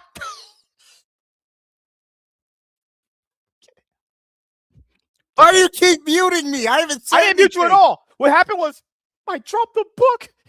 Hit it. That's not what happened. Okay. All right. Okay. All right. Third time's a charm. We're doing this. Shut up. I know you guys are making fun of me. Don't do that. Don't laugh. Don't you dare do that laughing thing. Fuck off. Don't you dare do these things. Just. All right. Just unmute when you're ready. All right. Breathe. Calm. Success. All right. Hey everyone, I am MSK, aka Master Swag King, coming at you guys today with another video. And if you guys are returning viewers or new viewers, then please consider subscribing to the channel if you have not already. Leave a like on this video if you enjoyed it and comment down below. Also, make sure you guys hit the notification bell. That way you guys can get notified on whenever I upload a brand new video. And in today's video, we are going to be doing a comic book review on Batman issue 3. So if you guys have not had a chance to check out our comic book reviews on the previous 2 issues of the new current ongoing Batman series from DC Comics, written by Matt Fraction with art done by Jorge Jimenez, I would highly recommend you guys go and check out our previous comic book reviews. That way you guys can, understand how we felt about those issues compared to this one. So I reviewed the very first issue of Matt Fraction's Batman Run with Labs Comic Fan, and I reviewed issue 2 with Jared from Comics League. And, this week we decided, what, let's just do these things together as a trio. We brought on a black man. So, that's what we have to do around here. But outside of all of that, all jokes aside, we're going to have to see what we thought about this issue. So I'll say this, issue 1 was all right. I thought it was all right. I liked issue 2 a lot more, but it was it was okay. So far after reading these 3 issues, it's been okay so far. I wouldn't really call it awful, but if someone wanted to call it awful, I probably wouldn't disagree with you because it's all right. So I'll ask Jared, what did you think about this issue? Because I know you had a problem with the way that Tim Drake's friend or boyfriend was talking to Bruce. Yeah, it's because a lot of this, because Fraction, because it's again, so for background, I had been checking out this run and I had been enjoying it for the most part. There were some parts that I'm I don't know how I like about this, but the parts that I did enjoy about this, first off, were the new stealth bat suit. That was freaking dope. But the other thing, but it's again, when you have this character, it's because Bruce is the rich white, the rich white guy. Of course, he has to be lectured every 30 seconds. And I go, no one gives a crap who Bernard is, okay? Yeah. Oh man, it was so weird because all the last 2 issues had that. You had that panel that we talked about in the last issue that we reviewed on the channel. And it was Batman had this thing of police brutality makes us more divided, and it's why? Well, and what the line is anyone the police brutality and a murder puts us on opposite sides of the field, and they go, duh, what? What? Really? Really? That's crazy. Police doing a bad job and people doing crime put us at odds. Matt Fraction, God forbid, you're a genius. But this issue was like, so far, if I had to just grade the run on its first 3 issues that I've read, it's just been all right. It hasn't wowed me. It's just been, I think so far, in my opinion, it's been like treading water, which, if I didn't love Batman as much as I do, I would probably just dump the run. But I love Batman so much that I will just pretty much go through everything for the characters. So, which cover did you guys get? I ended up getting this one right here. I got the regular one. Yeah, standard cover. Standard cover. Yeah. So, Jay, what did you think about this issue? It was all right. I get, especially if you go off the current solicits. I'm not going to spoil the latter issues and everything leading up to it. But Vandal Savage as commissioner, he's trying to make this mandate to go after the Bat family. It's probably setting up another crossover book, but it's a slow burn. I'll say that much. It's a slow burn. So we'll start it off right here. So you have this kid who is interviewing his grandma on a smartphone, and the grandma says something along the lines of everybody's on phones all the time. Gotham's always changing. And then it kind of picks off where, okay, so this kid, he is interviewing his grandma, and then he sees something happening outside of his apartment that he lives in, apparently. And then he sees the crime scene from the last issue. Remember, like the crime scene where those 2 guys ended up getting like shot pretty brutally when that one cop went like fucking crazy or whatever, and he shot his partner, Then, as Jared said, Vandal Savage declares war on the Bat family, right? So then right here, he plants a batarang at the crime scene, and then he has the investigator come over. So he's trying to frame Batman for that police situation that happened in issue 2. And then after that, we get to a point where, Vandal Savage visits the black guy who was the partner of the white guy who ended up going crazy in the last issue. And he basically is trying to tell him, hey, since he planted that batarang there at the scene, he was like, hey, I'm going to need you to say Batman was there for me. And if you don't, he'll never say anything ever again. So he tries to, basically scare him into admitting that Batman, was there, even though he wasn't. It was Vandal Savage placing Batman's batarang at the crime scene to make him look like he didn't. Yeah. So then Bruce comes to the hospital with flowers for Tim. Yes. And Tim's, I don't know what his boyfriend is. His friend? What? I don't know. It's boyfriend. Megan Fitzmartin. I guess Megan Fitzmartin wanted to pair Tim and Connor, but editorial wouldn't let her do it. So we got this as a compromise. Yeah. So Tim's friends with benefit. Good Lord. So Tim's friend visits him, and then just weirdly, what's crazy is Bruce should not be taking this level of disrespect from someone.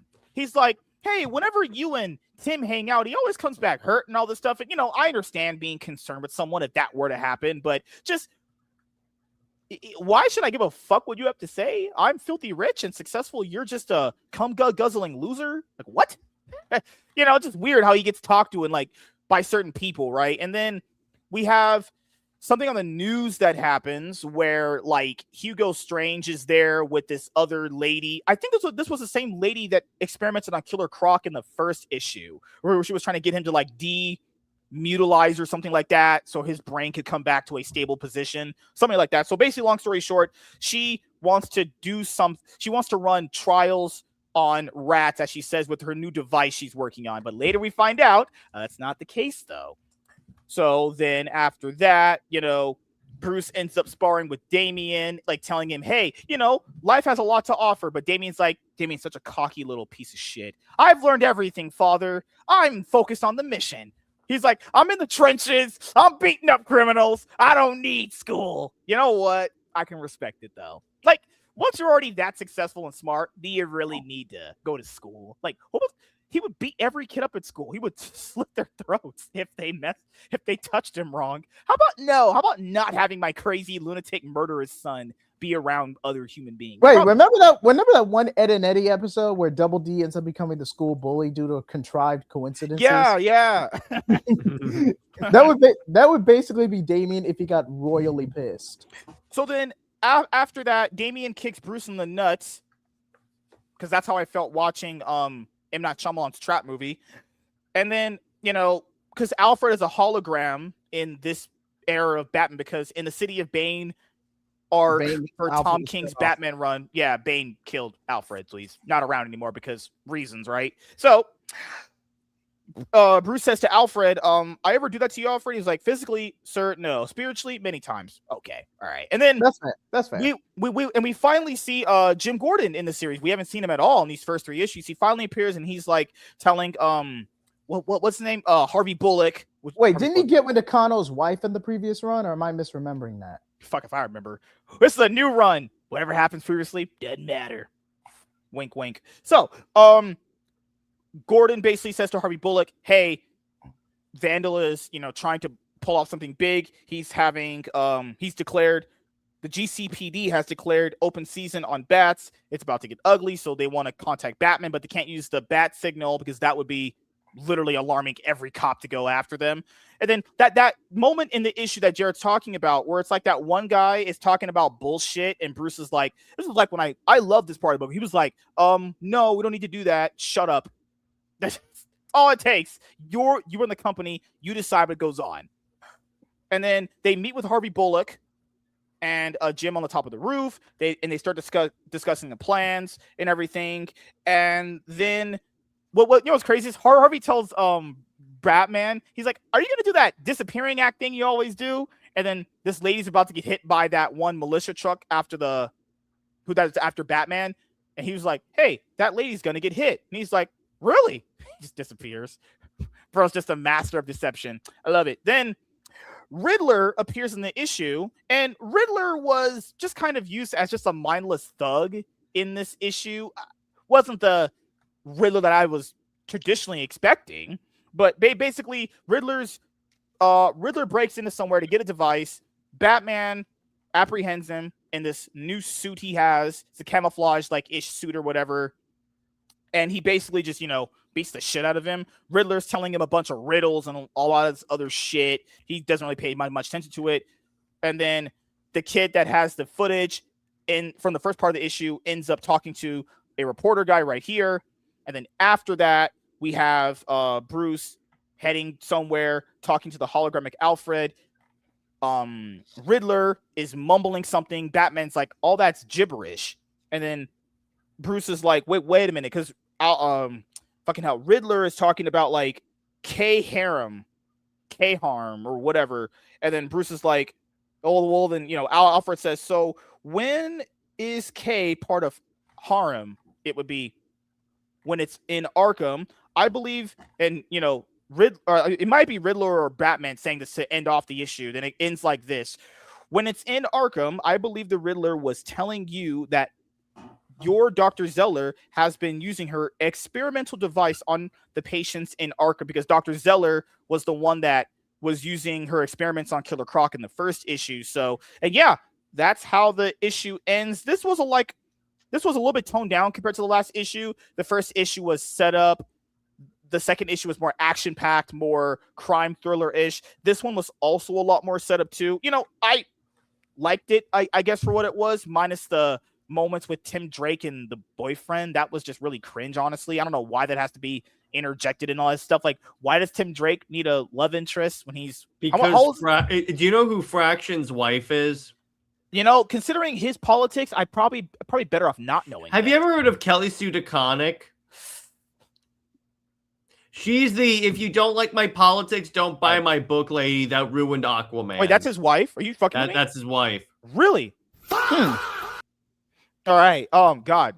To be fair, given how old she is, do you think she knows how to throw it down? You think she knows how to ride some dick? But outside of that, so that's how the issue ends. Well, we find out that Dr. Zeller has been using we find out at the end of the issue that Dr. Zeller has been using her experimental device on patients in Arkham. Then we'll find out in issue 4 what ends up happening. Now, overall, this was a solid issue. So my biggest problem is like, okay, this is kind of going to be what the entirety of his run is for at least the first 50 issues might be. You're going to get a setup issue, action pack issue, setup issue, then like action packed issue. But I'll ask Jay Heat. What did you think about this issue? Like your pros and cons of it. Pros and cons, it does set up what it's supposed to do, but one of the few cons I guess this would be the biggest one. Let's just say Damian Wayne, for example.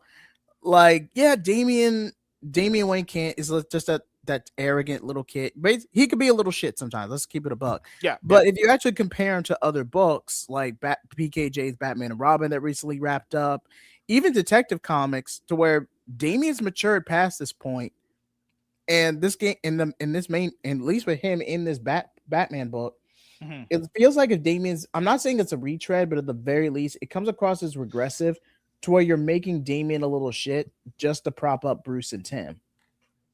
Yeah, and then like, you know, Bruce is daydreaming when they're sparring, and it's like, yeah, that kind of happens. But usually when I'm accustomed to Bruce when they're sparring, he's pretty like zoned in, like I'm fighting or whatever, you know. So yeah, this was not the Riddler I was expecting, because he is on the cover, so I think he was just gonna have some riddle go on and Batman's gonna have to solve it. But no, that didn't end up happening. He's just that random villain of the week kind of thing. And keep in mind, guys, in comic books, different with TV series, these things are monthly. So when you're waiting for a new installment of something monthly, that can kind of dictate whether or not you think it's paced very well or not. Do I think the series so far is paced very well between the first 3 issues? Yeah, it's paced fine, I guess. But, I wish things were going to be picking up. Also, at the time of us recording this Batman issue 3 comic book review, has been revealed there's going to be a big event coming up in, I'd imagine, this series, right? Because Poison Ivy in her series is also mayor of Gotham, apparently. Oh, yeah. Poison Ivy's mayor and Vandal Savage is commissioner. So what is wrong with Gotham? Poison Ivy is mayor. Oh, these people are insane, dude. People love torture. Well, let's see. The last mayor literally ran a campaign on a revenge vendetta for being victimized via collateral damage, only to get cuckolded by Jim Gordon. But that's a separate conversation. Holy shit! Oh, I mean, also, I talked about this in the last issue I reviewed with Jared. Like, okay, the new Batman Static series, right? Because how black people on Twitter are like, there's no black characters getting ongoing series. I mean, Batman Beyond and Static have a 6-issue miniseries. You supporting that? Oh wait, you're not, because you didn't know it existed. And it flopped. Yes, apparently it sucks though, because you think Batman Beyond and Static would do pretty good in the series. You would think that as a pair team up, but no, like so you have 1, 2, 3. They expect DC to take the hit. That's what they expect. Yeah, and then you would get like this Harley and Ivy Life and Crimes #1 preview, and it's like this looks kind of cool, I guess, but like you're paying like $4.99 for a title, and you're wasting like what, 5 pages on previews for these other books. It's like a 2-page preview is already pushing it, but there's only there's only 24 pages in some of these books. It's like, come on, man. Like, well, previews are used as replacements for backup stories.